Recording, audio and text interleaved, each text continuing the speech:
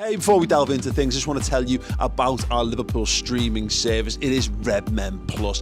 Get involved over there for extra Redmen shows in video form, in podcast form. You've got documentaries, features, interviews, and a hell of a lot more besides. If you join as a club legend, you get the Discord chat, you'll get free merchandise and a host of extra bonus perks. It's like Netflix for Liverpool fans. Get over there, get involved. Otherwise, let's face it, you're going to miss out on amazing Liverpool stuff in your life.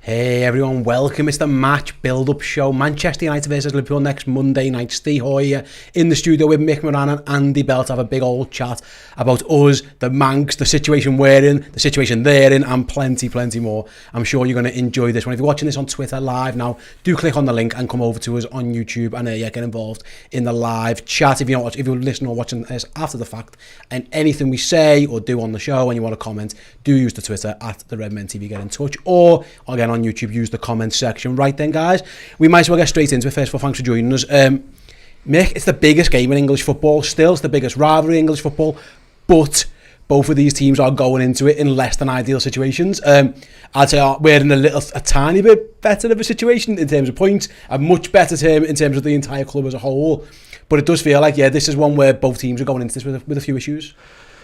Yeah, and it's one of them where, like, the start of the season, we're like, right, we need to get into the season nice and strong. Obviously, the Fulham game doesn't go to plan. And then you're going into the Palace game, right, we need to sort out some maybe character issues and maybe working hard in the first game that we'll sort out in the game at Anfield, because it won't stand in front of an Anfield crowd. We do a lot better, but it's conceding those first goals. I think the last time we kept a clean sheet in the league was Newcastle back in April. And I think every Premier League game since then, we've conceded the first goal. Which is like, that's something we need to iron out, and I think that's something that, especially when you're missing all the players that were missing, the Jotas, and obviously Mane's gone and stuff, the players that are usually quite good at scoring that first goal and kind of open up the game for us. Since then, obviously, bedding in Nunes, now Nunes is gone again for 3 games, bedding in other players like Carvalho's and Elliott coming back from bad injury and stuff like that. We need to try and get it right, and I think it's hopefully just like a bedding in period, dusting off the cobwebs. First 2 games, obviously we're 4 points behind Man City, and I know there's been a lot of stuff on social media. If you read that too much, then you go a bit insane in terms of you're 4 points behind, the season's gone, 36 games left, but we need to fix up very sharp, and I think United is probably a good game to do that. I think. I suppose, Andy, I think making a game at Old Trafford a must win is not where you want to be, because they're crap. They're literally bottom of the league at time recording. They're going to stay there unless something mad happens over the next few days, where, unless what is it, if West Ham get battered by a decent scoreline, or even Everton, which again probably could happen at some point, goal difference, but they're probably going to go into that game bottom of the table, again, albeit 2 games played. But historically, the recent past, we've done well against them, but it's not an easy ground to go to and have to win. But because you drop points against Fulham, because you drop points against Palace, you have to go to Old Trafford and win now, essentially, because another draw or a defeat, and then really, if people aren't panicking, they are starting to panic now. Liverpool have put themselves behind the 8 ball a little bit already, and then they've got, again, they're a crap team, but it's Old Trafford, it's Man United, it's going to be fiery. It's a less than ideal situation having to go there. You absolutely must win. The 3rd game of the season is now a must-win game. It's mental. Yeah, we absolutely do have to win it. I think when you look at our next 3 fixtures before, I think it's the away derby is first. Certainly normally the away derby first, isn't it? And we've got Bournemouth at home and Newcastle at home after that. I know Newcastle are sort of a little bit different this year, got a few players in, but those 2 games you definitely expect 6 points from. And when you look at it purely on a footballing level, you expect 6 points from this. The problem is I'm of an age, I'm 24, where I was too young to sort of get all the Danny Murphy 1-0 wins, so I don't remember those. But I'm old enough to remember just basically going there and getting beaten twice every season. Yeah, goals going in off like Wes Brown's back. John O'Shea scuffing them in the last minute, Rio Ferdinand, in the last minute as well. Just remember these over and over and over again. And the first time I ever remember in my life Liverpool winning at Old Trafford was the 4-1 in 2009. That was when I was 11 years old. So I am completely and utterly mentally scarred by Sir Alex Ferguson. Probably my behaviours as an adult are in part a lot down to my childhood being scarred by him. So no matter how bad they are on the pitch, they could be in the Vanarama conference, and I would never bank on 3 points. I'll never count 3 points in my head going to Old Trafford, which doesn't make sense because, as you say, they are absolutely dreadful at the moment. They're, in a state of transition. They've got a kind of dogmatic manager coming in there trying to implement his ideas. There seems to be complete resistance from the players on the pitch. There seems to be people at the club where there's a complete power struggle, and it doesn't feel like, Ten Hag is getting, he's some players he wants, but I certainly don't think he's the final say in the players coming in there. So it's a complete basket case of a club, but it's 90 minutes, it's 11 men against 11 men, and if they can start quickly and if they can give their fans something to latch on to and get the atmosphere going, then anything can happen. Manchester United versus Liverpool. On that, Mick, Andy's right, there's a lot going on. So there's a plan, apparently Man United plans they're going to protest against the Glazers, which, fair play, I don't blame them, by the way. I know a lot of people say, yeah, you spent loads of money, but there's a lot of issues at Man United where they've got every right to protest. The ground's falling apart, the dividends, I understand it. There's loads going on the pitch as well. They're an absolute shambles, and it's going to be a fiery atmosphere. What Liverpool needs to do is make it fiery against Man United, because if they're going into the ground in a bad mood, and I remember protesting against Hicks and Gillette a couple of times, and then you go into the ground and almost subconsciously you take it out on Liverpool, the players, and Liverpool this ground, and lots of anger. That's what Liverpool need to do, because if Man United start well and Liverpool look a bit rubbish, all that emotion that they've got built up focuses on us, and that can be a really hostile place to go. Liverpool's aim, you're right in saying we started better against Palace, is to make sure that basically becomes a horrendous place for their own players to be, because it hasn't been great for a while. Old Trafford, they are starting to get on, there's boos, Harry Maguire getting booed, things like that. Liverpool need to be careful that we don't get transitioned onto us. Let's start well and make sure that all that animosity, they've just been arguing outside about the owners, they're moaning about who they signed, who they haven't signed, let them in fight, and we'll just kind of stand back from it. It's like watching a burning building. You want to just go and add more fire to it at this point. And I, like with Andy's point, like I'm 32, so I've seen, like, my childhood was ruined by that club, and obviously I saw the Danny Murphy stuff and all that, and it's never, even if we would have won our first 2 games by a landslide, 4-0 each game, this game comes up, you're still like, oh, what the hell, my Old Trafford, do you know what I mean? It's one of those games that you never look forward to, and I think, like, you're right, Steve, like last year we went there with a game plan, and it was perfect. We just battered them from the off, and that's what we need to do. We need to absolutely pepper them from the off. Like, obviously it depends who plays for them, but like the likes of Harry Maguire and stuff, and I think if Bobby's fit, which I'm sure we'll come on to, then you can pick up those positions and you can just drag him everywhere, because Maguire, we've seen in the game last year, he was just getting dragged from pillar to post, and he didn't enjoy it. The same with Luke Shaw. I think he's not in the greatest form as well, to say the least. But it's going to be one of those, like, we need to get in and, like you said, like just start like as like a house on fire, and make sure that the system that we're playing and the like the instructions Klopp gives are carried out to the letter instantly. Because I like going into the Palace game, I was like, we need to get a fast start here, and we did, but we didn't deliver in terms of getting that goal, and that's what it comes back to what I said before, like getting the first goal. And I think if we get a goal like we did last year early, then we're sound. But it's if we don't, and it carries on, and their fans start to get a bit of hope from that, and we're feeding it because we're not getting any goals, and it's that catch-22 situation that you want to obviously avoid going into this game. Absolutely. On that, Andy, this is what I was thinking. Watching them get humiliated by Brentford was really funny. It was embarrassing how bad they were. Actually, it was like Sunday League at times. My worry, after, because I'm like you, this football club have scarred me deeply, Manchester United. I am very much, even when we're like up here and they're down there, I'm always looking in the rearview mirror.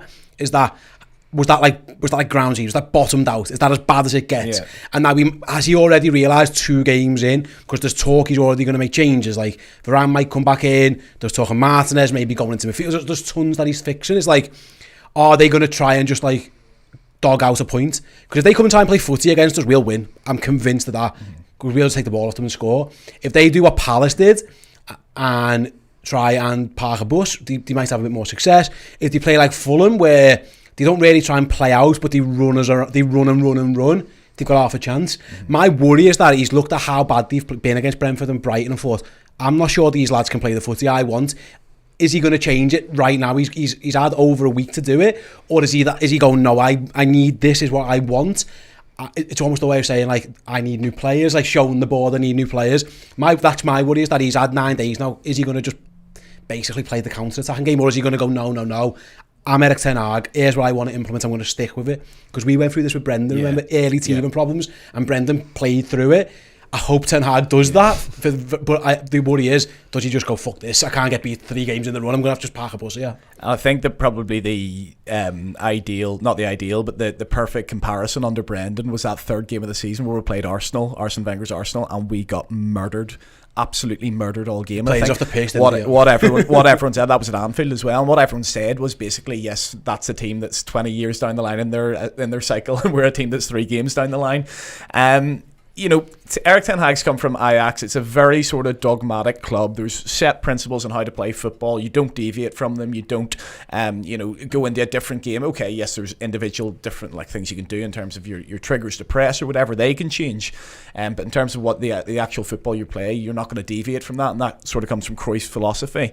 And I believe he's very much in that mould. And it's going to be extremely tempting for him to maybe play a little bit more like Crystal Palace did, or to deviate from it a little bit and save himself, potentially an absolute hammering like we get last year. But if he really wants to build something at Man United, and he really wants to actually turn it round, and if they are giving him the assurances, which I'm not sure if they are, because as I say, they're a mad club at the moment, but if they are giving him those assurances that you actually have 3 years and you can lose the first 7 games of the season and we're going to stick with you, which is the right thing to do, by the way. It genuinely is the right thing to do, and if there's any sense they'll do that with him, then I don't think he will change his ways. But Mick makes a point there about last year. He's absolutely right. Like, we murdered them last year, and there's so much in that game. There's so many similarities in the sense that going into that game, everyone was going on about their running stats and how they're not pressing, how the players aren't working hard, and how their attitude's bad. And they come out and try and press us, and we just murder them. We play around them, and Naby Keita's a great game that day. And it's sort of the same things happening now. So if they do come out and they do sort of go for it, well, yes, they'll look at the fact that we've conceded the first goals in so many of these games, and they'll think, well, we can get that, and that'll give them a little bit of hope. But it could go the other way like it does last year. And I think partially, last year was like a mental block being relieved for us in terms of our record at Old Trafford. But I actually think the 4-2 in the pandemic was a massive mental block relief, because even though there were no supporters there, it seemed that, there was a similar gap in terms of where Liverpool were and where Man United were before, under Ole or under Mourinho or under Van Gaal, and they still dogged out a result.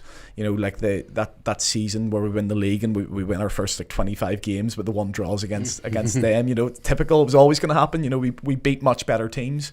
But that can always happen. That's always in the back of my head. And I hope that kind of that is the mental block relieved now, and it will just be a regular football match. And, there's loads that we need to put to one side. What's going on off the pitch for them, their supporters. We need to quieten their crowd, use it as negative energy rather than positive.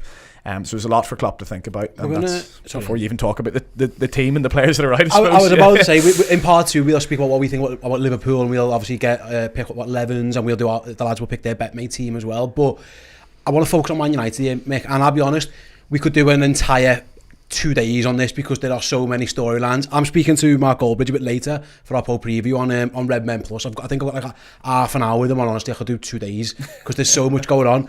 The biggest things I want to talk about, again, off the field and the transfers, I'm going to leave that for now because by all accounts, if they sign anyone now, it's probably too late for them to be registered by tomorrow afternoon to play in. So we'll see how it goes, but even then, the issues they've got is that he's trying to implement a style of football and he hasn't got the players to do it. So he's got a goalkeeper who can't come off his line and can't kick. He's got a defender he's trying to play high line with who can't turn round. Harry Maguire's good at what Harry Maguire's good at. It's just a limited skill set. You mentioned Luke Shaw before, struggling. The right backs, there's nothing going on really. He's still got Fred and McTominay. He's tried Christian Eriksen up front and then he plays him as a DM.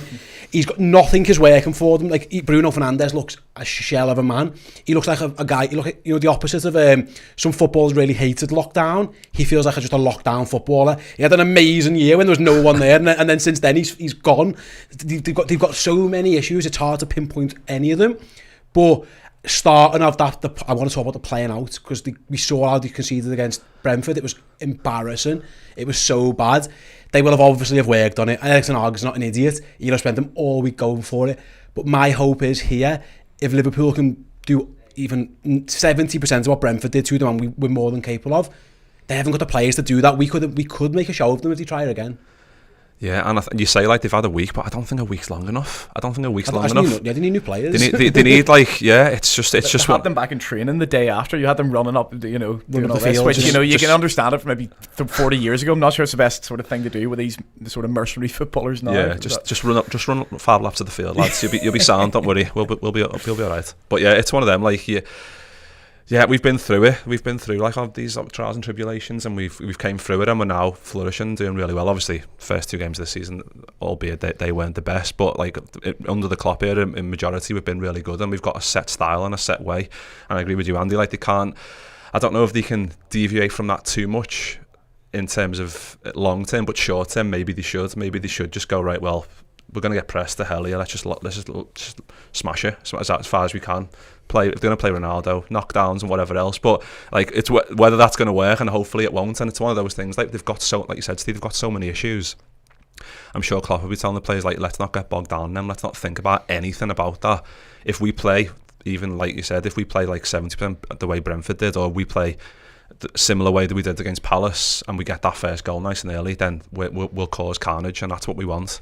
And it's trying to block out all that outside noise, which I know it's more difficult now with social media and stuff, when you're getting all the, we're going to do protests, and you're seeing like people are like, oh, get rid of Ten Hag, and you're just like, it's just ridiculous. Like in terms of longevity, if you want your team to flourish, you need some familiarity in terms of like keeping the same manager. Obviously, they need a lot of new players. That goes without saying. But yeah, I think we just need to forget about all that, and just like, yeah, the Palace game was better than the Fulham game. Dust off those cobwebs, go to Man United and just absolutely smash them. And I think that's hopefully the plan, and then just pile more misery on them. Speaking of getting smashed, then I want to talk about our bet mate from last week. Then Chris Page got absolutely leathered. if Joe can bring the leaderboard up for those of you watching along on the video. Currently, as it stands, our guests are top of the table with a £15 That was Andy. No pressure. That was all. That was all you in week 1. Mate won some money in last week's when he won himself £8.75. Me and Chris are yet to win a single penny really. But yeah, Paige had a shocker last weekend, so I'm just happy I'm not bottom in the league at the minute. But yeah, I've got some work to do. I need to catch you guys up. So we'll be picking our teams in a bit, the guys will be picking theirs. But first, I'm going to set you guys a little trivia question before our first and only break actually. Right guys, got your thing hats on. All you guys who are watching live in the YouTube chat, get involved with this one. It's a bit of a wordy long sentence, but you'll get the gist of it in a minute. We've played 2 games against teams managed by Erik Ten Hag. Both Ajax, we beat them 1-0 in both games. In Amsterdam, it was an own goal that won that game for us. Tagliafico, I think it was, with the own goal. Do you guys know who scored the Liverpool goal in the 1-0 win at Anfield? Don't tell me if you do, but we beat them 1-0 at Anfield, Erik Ten Hag's Ajax in 2020. Who scored Liverpool's goal in that game? We'll be back after this break. Get your answers in the chat now. We get to see if the guys know as well. We'll be back in a moment. It feels like you've spoken to a wide range of people. Well, we did. We spoke to Steve Rotherham, who was really good. We spoke to Andy Burnham as well, as a Mancunian mayor and an Everton fan. And Steve was great, recalling the 1977 FA Cup final. He said, we were beaten by 2, and he uses a very bad word to describe the goal. He said, and you must quote me directly on that. But it does involve a player or a manager. But one of my favourite stories was told by Phil Thompson, and Phil was absolutely great. I mean, when he was talking about the good times for Liverpool, his face was wreathed in smiles, and when he was talking about the bad times, it was grimacing, typical Phil. And he said this story about when Liverpool had been knocked out in that 1999 game, and Gerard Houllier had arranged them to go away for a few days to play a local team somewhere in France, and they flew out from Manchester Airport. When they got to Manchester Airport, as bad luck would have it, they were met by Manchester United flying out to a Champions League quarter-final, and obviously accompanied by an awful lot of their fans. Of course, they see Phil, who they recognise as Soccer Saturday, massive symbol of Liverpool, the fan who came from the Kop and played. So, of course, they get stuck straight into Phil.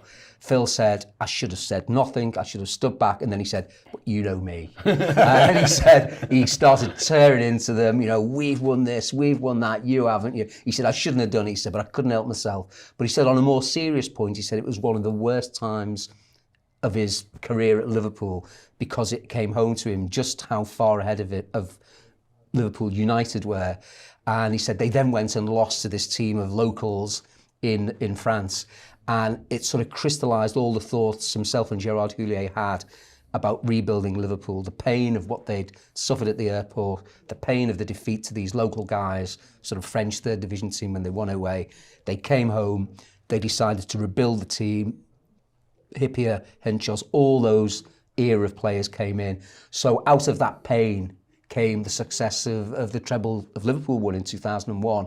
And it was just seeing Phil's face describing it all. And also in your mind's eye, you can see Phil thinking, I'm not going to say anything, I'm not going to say anything, I'm not going to say anything, I'm saying something, and tearing into them. Yeah, welcome back. That is a clip from my Liverpool Library interview with Phil McNulty and Jim White, speaking about the rivalry between Liverpool and Manchester United.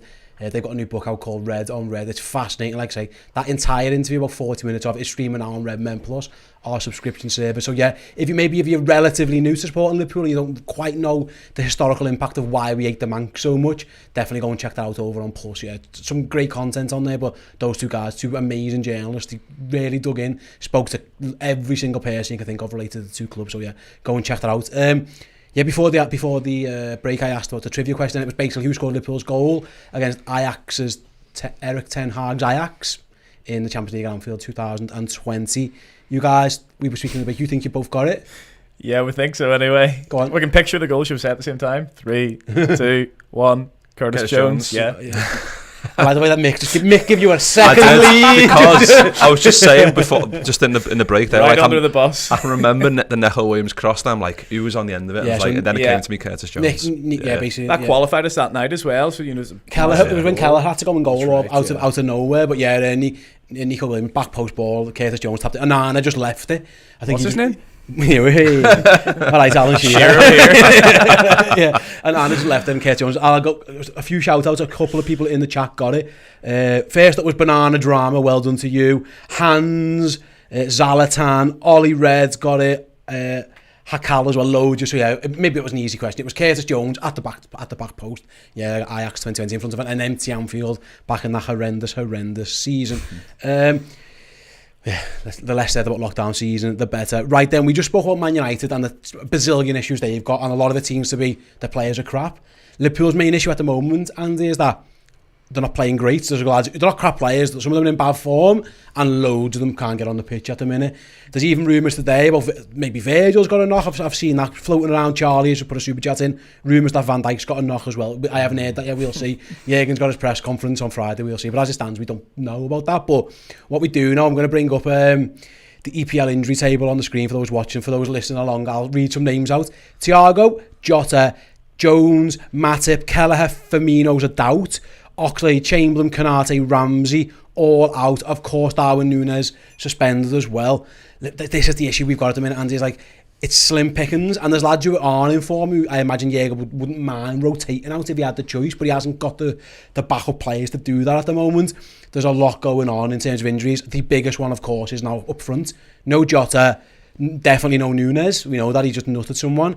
If Bobby Firmino can't play, like Liverpool have got a decision to make there, haven't they? Hopefully Bobby can. Again, we'll wait and see. Jürgen said, we'll see. That was exact quote. But if he can't play, what would you see him doing? My guess was Carvalho plays somewhere in that front three, whether he goes in number 9 like he did in that stupid friendly that we played the day after the Charity Shields, or maybe he goes on the wing and you stick Mo up front, maybe you stick Harvey on the right and you stick Mo up front. Either way, it's not ideal, the third game of the season. We might have someone in up front who isn't a natural striker.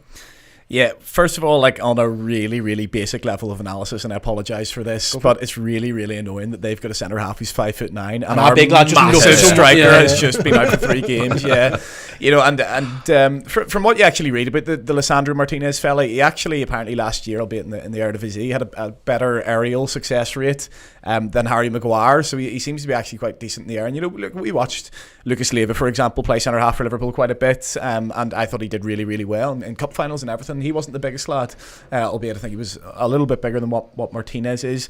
But if you look at those players who are out there, you've obviously got the 3 main choices for central striker. You've got Núñez, you've got Bobby, and you've got Jota. Now, we talked a little bit earlier about pressing them, and you know, albeit Martinez is supposed to be a good ball playing centre half, his confidence is shot. He got hooked at half time against Brentford. Maguire, we know, is pressable. And we've obviously seen Eriksen and the mistakes they made playing out.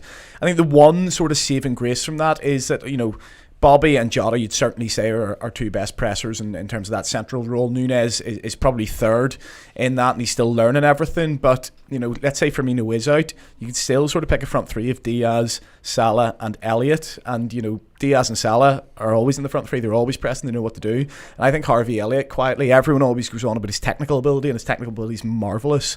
But if you actually watch him, his counter-pressing and all the things you need to do in a Klopp midfield, he's brilliant at that as well. So I have no qualms with him playing on the right in terms of that. Who goes up from the front? It would be Mo down the middle in that case, yeah. At the same time, saw Carvalho come on the other night. He only gets, 15 minutes, probably including added time.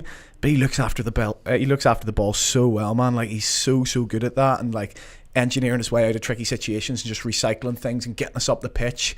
So, like, he's a shout for that as well. And then it's a question of, I guess it's difficult with the left-hand side of midfield. That's the issue, isn't it? Because, Henderson, more than happy to trust him on the right. Elliott, more than happy to trust him on the right. But, the one time they played together in that midfield, when Henderson was on the left against Chelsea, he had a really poor game and didn't play well at all. So, it's how do we fit them both into the team? You could talk about a 4-2-3-1. I think your two in that case is Fabinho and Henderson. He's just never started games with it. Very rare. He just doesn't like it. He did it. Funny enough, the only time he probably did it was City away in the COVID season, wasn't he? He plays the four up front. Because Jota had just got that trick. Yeah. He just couldn't. He didn't have the bottle to drop any of them. Basically, that's the other option is that you just go hell for leather. I suppose we can just pick all four forwards, but. Someone in the chat there said you could even put Diaz up front and maybe put Fabio on the left. I just don't know. It just feels odd to me, like you're moving Salah and Diaz to me just seems counterproductive. It's almost like, it's a bit like when we had no centre half, so we moved the midfielder back and then you've made two problems. Why don't you just keep your boss wingers? And if it means someone filling in up front and doing a job, then kind of, so what? I remember he stuck Gini Wijnaldum up front, didn't he, in the new camp? It didn't really pay off for us. He actually did all right.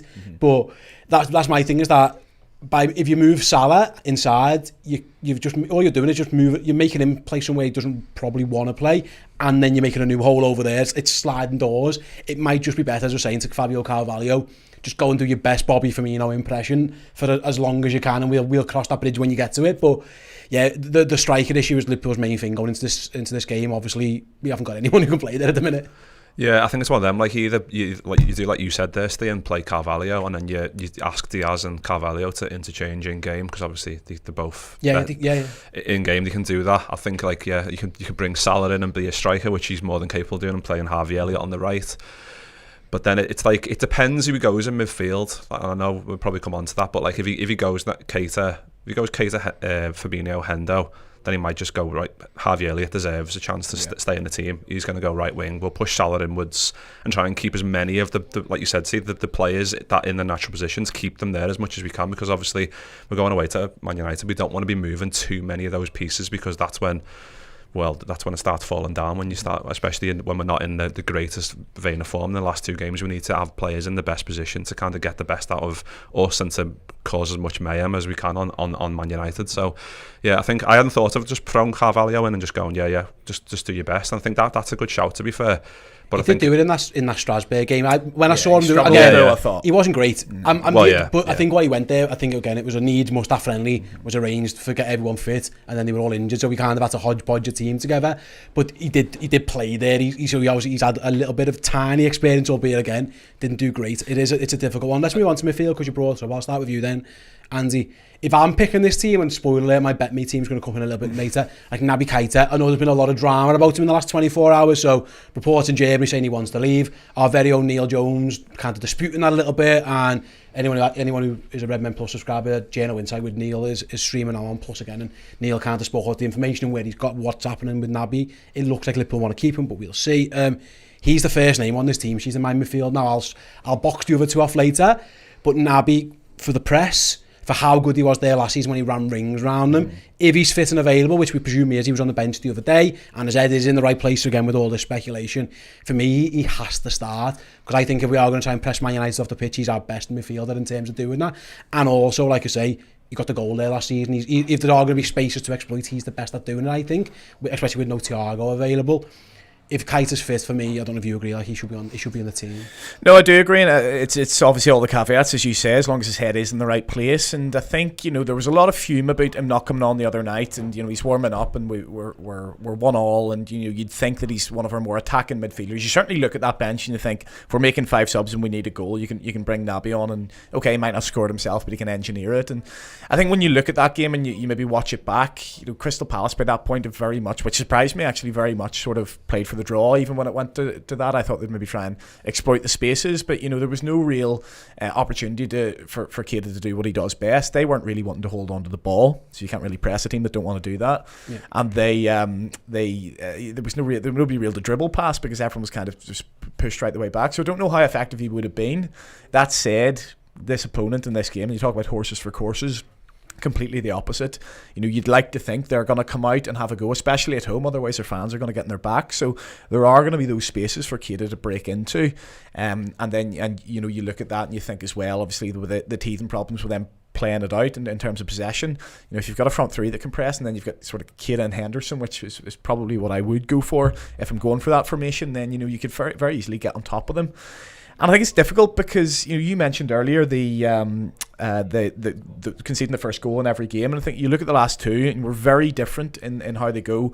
First goal against Fulham was because they got on top of us, you know, played in the front foot and absolutely deserved it. First goal against Palace, we actually play really well and they just get us in the break, you know, so it's not necessarily the same thing happening every time. Fulham can be put down to a poor start. Palace, I don't think there's anything you can really do to impact that. So it's a difficult one. We think they're going to come out, and it's how do you kind of ride that wave? Do you sort of get through it and keep your structure, or do you sort of fight fire with fire? And if you're doing sort of the latter there, I think Keita is one of your first names in the team sheet, to be honest. I agree, and on that, Mick, like, again, I think Liverpool have got one of the issues we've had at the relatively poor start to the season, is that Fabinho hasn't been playing well. He's had two. I think he was really poor at Fulham, and he wasn't great against Palace. You know, he usually sniffs that danger out 10 times out of 10, but Eze just spun him like a top, basically, and then they one pass forward, and then the next minute Wilfred Zaha has 3-1 goal. You could use Henderson as a number 6 if you think you're going to be completely on the front foot and you just want that. You get it, but again, then who plays in the midfield? Then you're almost doing Henderson, Keita, and then one of Elliott or Milner. I just don't see it. I think, again, Liverpool, I've got a few issues they need to solve. One of them definitely is they need to get Fab back into form. Jürgen tends to try and play players back into form rather than he'll just keep going until he kind of clicks. I've got a feeling that's what he's probably going to do, but again, Liverpool were better against Fulham when Hendo went there. Hendo himself's in iffy form as well, so the midfield is a conundrum, really. Yeah, there's a lot of questions and there's a lot of options, albeit we're missing quite a few of the big ones. Obviously, Thiago is our main player, and a lot of the play goes through him, so missing him's huge. But Fabinho, it's one of them. Like, he historically like a bit of a slow starter in terms of like the league, and he gets into it. And I think, like you said, Klopp's like a player is a manager that'll keep playing him until they get into form. But I think it's one of them, like with Fabinho, if he's not in the greatest form. I thought the Palace game, I thought we'd see Hendo in the 6. I really did, because I thought it was a game where I think he might have. Jürgen did say, didn't he? Hendo had the issue, didn't he, that he couldn't start. And maybe we were going to see that. Yeah. Well, exactly. I think Hendo would have, because I don't think you need a specialised defensive midfielder against Palace at home, because we're obviously going to be on the majorly on the front foot, and I think it's one of them. Like, obviously, sports scientists and whatever, and obviously injuries dictate what we can pick, and that's unfortunately where we're at the minute with all the injuries like you mentioned before, Steve. So I think it's one of them. Fabinho has got to start, I think, in the current climate and where we're at. It just depends. Like I said, Naby Keita on that left definitely starts, because of last year, because obviously he'd done so well. Obviously the whole contract situation kind of broke over the last 24 hours, hasn't it, that he's not happy and stuff. Whether he's in the right headspace or not, we'll see. If he gets picked, then he's fine.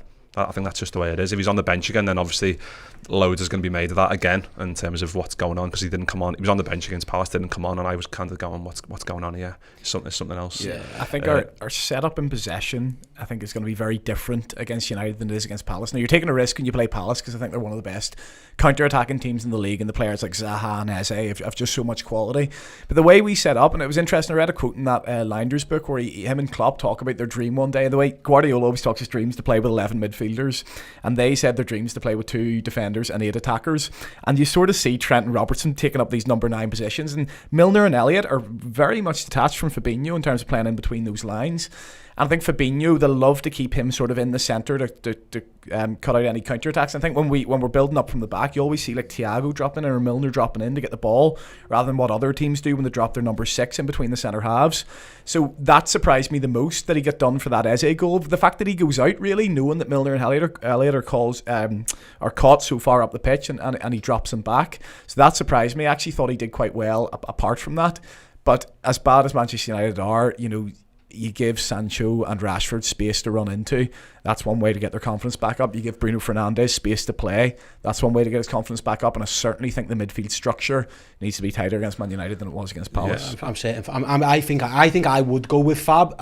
You've got to bank on eventually to play better. Effectively, that's kind of where we're gonna move on to it. Yeah, and on the Fabinho thing, like I think if he's like you mentioned the Eze, and Eze done really well in that scenario to bring the ball down, take on 2, and then play the ball through. But if Fabinho's in form, he gets that ball. Or he fouls him. He fouls him. Exactly. He does something that he didn't do. I think it's any other option that he'll do that when he's in top form. It's one of them. He's not at the moment, but it'll come eventually. And it's just one of them. Like it might be Monday night, and if it's Monday night, then we're like, yeah, here we go. Here's Fabinho. He's back, and that's why we picked him. He was brilliant in the Charity Shield against the Man City team, so he's clearly not sort of lost ability overnight. That's a couple of bad games, right? Then we're gonna pick up the guys are gonna pick their betmate team first. Andy, you're an expert on this week one.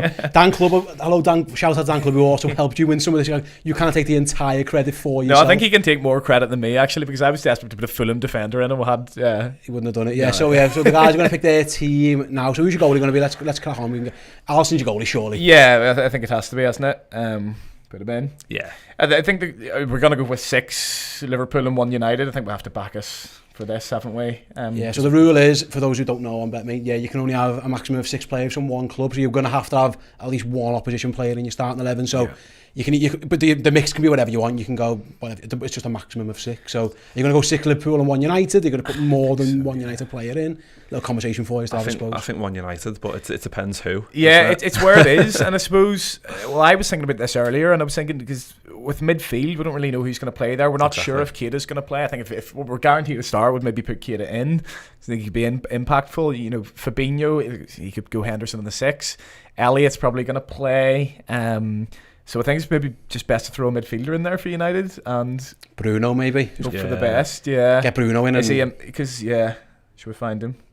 I like that. I like that they're in points order of how well they've done so far, and all the Man United players are quite low down at the moment. That's good to see. So there you go. So your Man United players, Bruno Fernandes. That's brilliant. I don't disagree with that, by the way. I think that's sound. So you're going 6 Liverpool players now. Yeah, I think 2 defenders. It's 2 of Trent, Robbo, and Virgil, I suppose, isn't it? The assist numbers, the tackle numbers, you get to points for tackles as well, don't forget. So but do you lose points for shots because Andy Robertson? Stop shooting, Andy. Stop shooting. If anyone ever shouts to Virgil van Dijk or Andy Robertson to shoot 80 yards out again, me and Elle were in the studio, and when that ball fell to Andy Robertson, I was like, oh my god, he should shoot.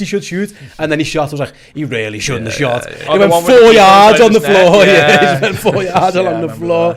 Perfect. Go on then. What do we think? Well, I think Trent definitely has to go in, doesn't he? Definitely. And then I'll let you choose it's Robbo or Verge, Yeah, go ahead. Go on, make your pick. Because I'm 50-50. Go for Verge. Go Verge? Yeah. Cool.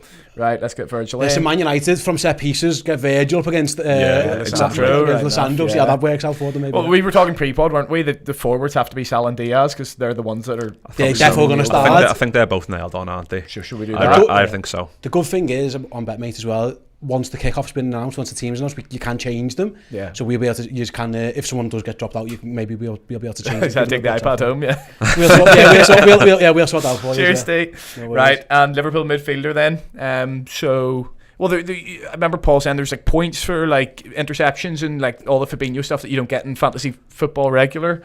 So there's that. There are interceptions, so you get, there's loads of points available for your defenders, not just tackles as well, so there's a lot going on there. We can be brave and just go Elliott. I'm thinking Elliott.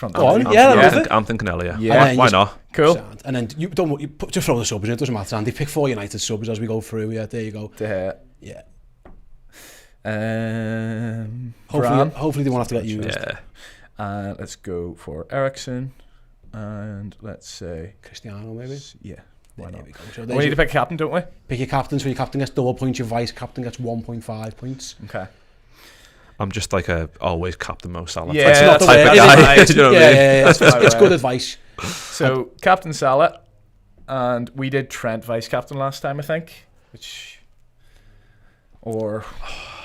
There's assist points in for Trent, and Trent interceptions, tackles as well. Maybe it's Trent or Diaz for me, because obviously the Diaz getting a goal, 1.5. Yeah, he got the most points last week as well. Yeah, it's a fair point. Yeah, we'll go with the man in form, Diaz then. Why not? Lock it in. There we go. It's worth a risk, innit? So I think Trent's the easier option, obviously, because of the assists and all that. So your bet mate team, you've got Ali in goal, you've got Trent and Virgil, you've got Harvey Elliott and Bruno Fernandes, captain Mo Salah, vice captain Luis Diaz. Brave, I like that. Good, excited now. Oh yeah, that's your team. So do you want me to reveal mine, Chris and Paul's team? Who's coming up first? I don't know. Oh, it's me! Oh, look at me on that. I look great on that. So I've gone Ali, Trent and Virgil, same.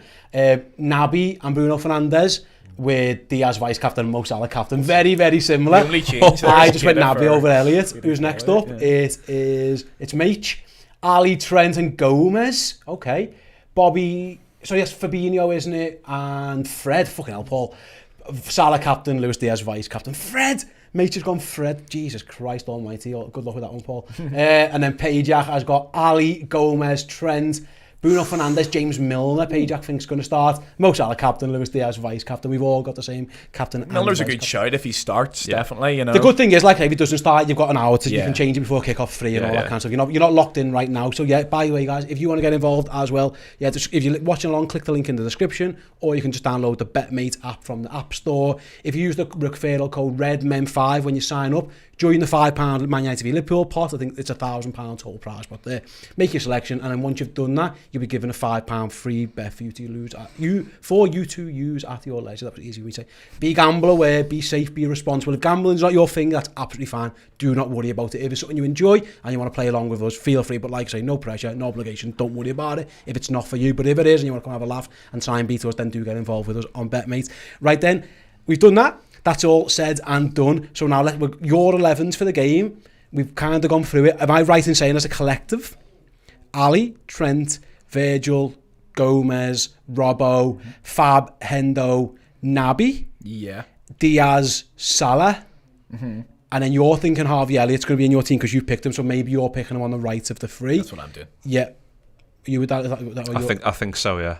Unless Bobby's fit, of course. If Bobby's fit, then Bobby just plays. Exactly. I would be dead tempted if there was one sort of change it was making, and I would go for that team. That would be my team. But if he was to go for the 4-2-3-1, like Fabinho, Henderson's definitely your two there. That's a good way of getting them into the team and doing the things that you need them to do in the midfield. And then I would put Carvalho in the number 10. I would do as a 4-2-3-1. Yeah. I like Carvalho. I think there's a lot about him. Not only does he look like Bruno Mars, he's got a little going for him as well. Yeah, the issue here is that what's annoying me, Mick, like again, going back to, is that if it was our best team, we'd just snot these and it wouldn't even be close. The fact that I am just desperate for Roberto Firmino to just be on ice, and even if he can only give you an hour, just get an hour of Bobby on the pitch. Get whatever you can, wring him dry. Don't even worry about what comes down the line. We'll sort Bob out when we get there or whatever, but we really could do if he's not there and there's all these issues. And again, in midfield, like Pajak going for Milner, I kind of get it, because on form, he's probably the best. Him and Elliott are the two best midfielders in terms of form this season. Fab, like we mentioned before. Hendo's been up and down. Thiago's now out injured. Kurt is out injured. Ox out injured. You can see why everyone's asking for the midfielder. And the Sander Berglinks came out this morning, didn't he? But yeah, I wouldn't be shocked if Jurgen started Milner. He's done it before, like big games. If he thinks it's going to be a hostile crowd and just get his experienced players on the pitch, I don't think he would pick Henderson and Milner. He might, but there's a chance he starts one of them for sure. I mean, and there's a chance he leaves Hendo out and goes Milner. I don't think that's beyond the realms of possibility. What were your thoughts? Yeah. Well, I mean, like you said, Milner's been terrific, to be honest, in terms of he's had so many games to play.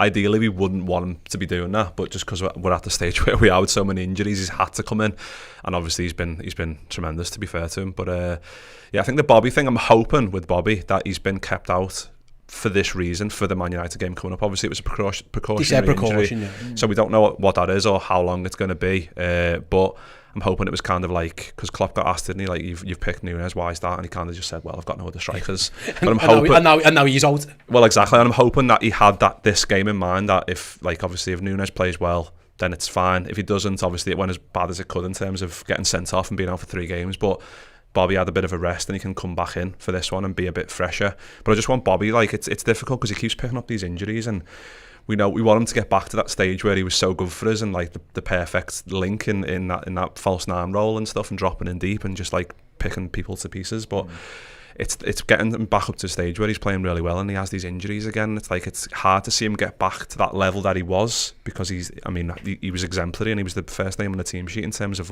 what we were all about. So I'm hoping like this bit of a break in between the United game can help him and we can put him straight in. But yeah, it all depends on the thing is, like, I think he'll just go like back four, what is it, midfield, what we got going to go with, and then you fit in the informed players around the already regimented system and who's going to go into the sign up lineup anyway. Fingers crossed Bobby's fit. If he's not, we'll see how it goes. Do it again. If you're not watching live, let us know in the comment section or on the socials. Who would you put up front in the front three along with Diaz and Salah? I'm pretty sure all of you will be picking. If you're not, then God knows who's playing up front for you lads or ladies. Let's have a little look around the Premier League then. What else is happening this weekend apart from the biggest game in English club football? Spurs host Wolves early on Saturday. Everton, looking for their first point of the season, host Moneybags Nottingham Forest. God knows who's playing for Forest by the time that one comes around. Leicester Southampton, just feels like a draw already. Fulham Brentford, which is actually a derby, I found out not that long ago. Fair play, I realised this not too long ago. I've got a mate who's a Fulham fan who told me he hates Brentford and I couldn't get my head around it. Apparently it's a derby. Palace Villa, Bournemouth Arsenal, West Ham Brighton Leeds, Chelsea Newcastle City, and then obviously our game. In terms of let's talk City at Newcastle then, because this is the oil derby, not even oil classico or something, Andy. I don't know what we'll call this one. But I've heard that one before. No, that just comes through there. So it's probably been used before. I've probably heard it somewhere and just stolen it. But I'm taking credit for that one. But again, we are desperate for somebody to do us a favour already, which is crazy. But like, I don't know, maybe Eddie Howe's Newcastle on a Sunday afternoon are the ones who might be able to help us out. I don't envisage it, but who knows? That again, we're back to hoping, aren't we, a little bit here? Yeah, go back to the game last year. I think it was around Christmas time, because I was down at Tottenham away actually, and I remember watching it on the screen before it and thinking, yeah, Newcastle, I think Eddie Howe had just come in. I thought, the fans will get them up for it and blah blah blah. I think it ended about 6-0 to Man City, something along those lines anyway.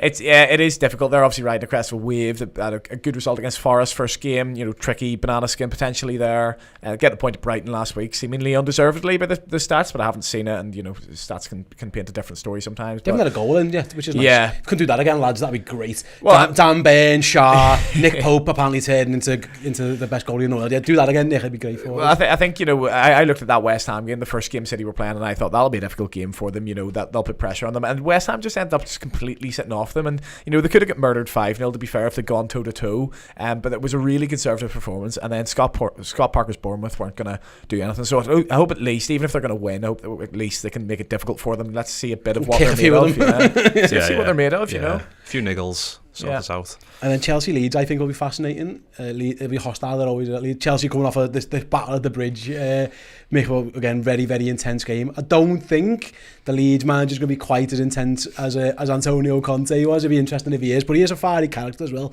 But again, Leeds, they're the type of team who, again, you call like your tricky ways with hostile atmospheres. Leeds can be that. It'd be interesting to see how Chelsea cope in that one. Yeah, I don't think we'll be seeing any death grips at full time, will we? With good old Jesse Mencher, Tommy Touche. Yeah, it's going to be an interesting one. I think that one, because obviously they've 2-2 with what was the first game week result for Chelsea? I know they drew Everton 1-0. They beat Everton. Of course they did. So yeah, that's not actually a bad start for them. Obviously a good goal for Koulibaly in the Spurs game, to be fair, and they look like they're decent, but I think like Spurs, like we know what Spurs are all about in terms of just like Conte style and just wanting to like to fuse everything. They get to go first this weekend as well, and it's Wolves at home is one that you'd probably back them to Spurs. Yeah, you'd probably back them to beat Wolves at home, you would think. Yeah, definitely. I think Wolves are a little bit of a strange team. They used to be a team where they could make it very difficult. They've just signed the lad that everyone wants to sign. Really. No, you know what's going to happen, don't you? On Saturday, he's going to be brilliant. He's going to score from the halfway line or something. Getting a father on that, defo. I've never wanted anyone to be crap more than him, just because Twitter is just going to be unbearable for that time. But the Wolves used to be a team that could make it very difficult for the top teams. They always took points off Man City. I remember that mad game around Christmas time. We struggled against them at times as well, albeit I think we always got the results. But nowadays, it just seemed like a little bit bit, I don't know, neither here nor there. I don't really know what they are. They're trying to be structured. The manager's trying to control everything. But, when you come up against bigger and better teams, then your players kind of need to know what to do in in-game situations. I don't feel like they really do.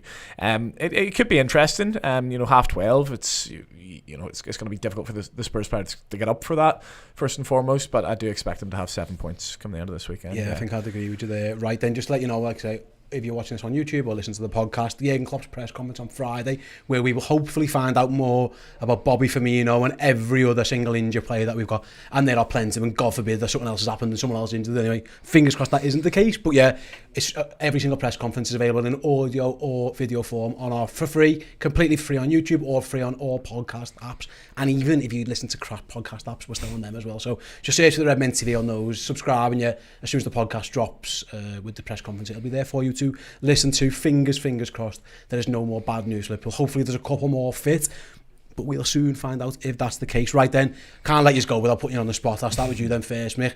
Manchester United versus Liverpool, give me your score prediction. I'm going to circle back to what I said at the beginning, like not keeping clean sheets, and I kept saying this for the first 2 games, like if we keep a clean sheet we'll be alright because we'll score goals, but I'm hoping we'll keep a clean sheet and we'll just get rid of that, because I think it's 6 Premier League games we haven't kept a clean sheet, so I'm hoping this is the game we do. And I'll take a 2-0. I'll take a 2-0. To be honest, I'll take a 1-0. I mean, going into the Palace game, I was like, we need 3 points, but we need a performance. And now I'm like of the opinion, like we just need to get 3 points against these, because it's at Old Trafford. We need to make sure we win this one, not just for bragging rights, but to pal misery on them and for us to get build some form, basically. Yeah, I went to watch You Never Walk Alone, the play with Paul and our 2 wives yesterday. If you haven't been to the Royal Court and watched that, by the way, you really should. Nicky Holt's play, we had him on the podcast last week, if you remember. It's sensational. And one of the bits in it, they talk about when Bill Shankly said about, I think it's the in St John, like, if you're wondering what to do with the ball, just pop it in the net and we'll talk about the options later. For this one, it's very much the same. Exactly. Just win the game and we'll box everything up. Unless you're Andy Robertson, in which case, don't try and pop it in the net. Let someone else do that. Pass it to someone else. Whip it in. Yeah. But yeah, Liverpool in this game might be very much a case of just get the points and we'll box off the performance later. Just win. I'm quite confident in this one, Andy. I'm guessing you are too. Yeah, I think we are going to win. I think it's going to be a little bit tighter than what people expect. People talk about the confidence that we'll have going into it, and we will feel the pressure, but not as much as them. They've had 4 of their top players being hooked off at half time. What mind frame are they in going into this game, going in and having to perform? They've gone over to their supporters at full time, and everyone's given them loads. So however bad mentally in a place Liverpool are, I think United are going to be 10 times worse.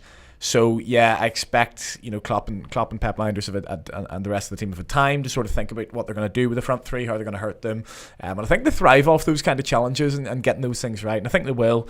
2-1, I think we'll go 2-0 up, and then they'll get one back, and it'll be a little bit of a nervy one, but we're going to have too much. I've gone 3-0 for the Reds. We're the Reds in this case. Although we're not going to play in red. We're going to be playing the in whites, the red, the disco colours. I think we're going to beat them 3-0. I think it's going to be hostile in that place, but for the wrong reasons. Because I think they're going to walk in with a cob on, and we're going to score the first goal this time. And I think the Reds are going to fall off, and the players are going to, their asses are going to fall out.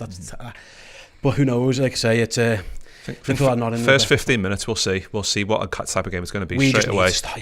We need to I mean, I keep saying this all the time, we need to start fast, but this is a game that it's a must. If you do, and the crowd's here on them, it could get really that's what I mean, because it's a double whammy then, because we're 1-0 up and they're going to just, it's like when the Arsenal fans were fuming under Wenger, and when you score, any team scored early on them, they lost their heads. And that was actually at the manager. This is owners, it's a bit different. I think they kind of back Ten Hag, but you can't differentiate. When you're angry, you're angry. You don't choose who you're angry at. You're just in a bad mood. Let's keep all those 60,000 odd Mancs in a bad mood on Monday night, please. Liverpool. Mick, thanks very much for joining us. Andy, thanks very much for joining us as well. Thanks to all you guys for watching or listening to the build-up show. Like I say, over the weekend, tons and tons more content for free on the YouTube channel and the podcast apps, and of course even more on Redmen Plus as well. So I'm going to say the Liverpool library that I spoke about earlier, that's streaming now, as is Journo Insight with Neil Jones. Someone in the chat asked before about Naby Keita. That gets all discussed in that show as well. So yeah, tons of you available before Monday, and then on Monday itself we'll have another watch along live from the studio. Mute the TV, put me and Paul on, listen to our commentary, and hopefully cheer Liverpool on to 3 very much needed points. Until then, I'll catch you all later. Goodbye. Thank you so much for joining us on this video. Do drop a like and share it on social media if you enjoyed. And if you want more from us, please do consider joining Redmen Plus, our Liverpool streaming service. Get access to documentaries about Liverpool legends, past and present, interviews with Liverpool legends, past and present, and more Redmen shows each and every week in video and in podcast. It's redmenplus.com.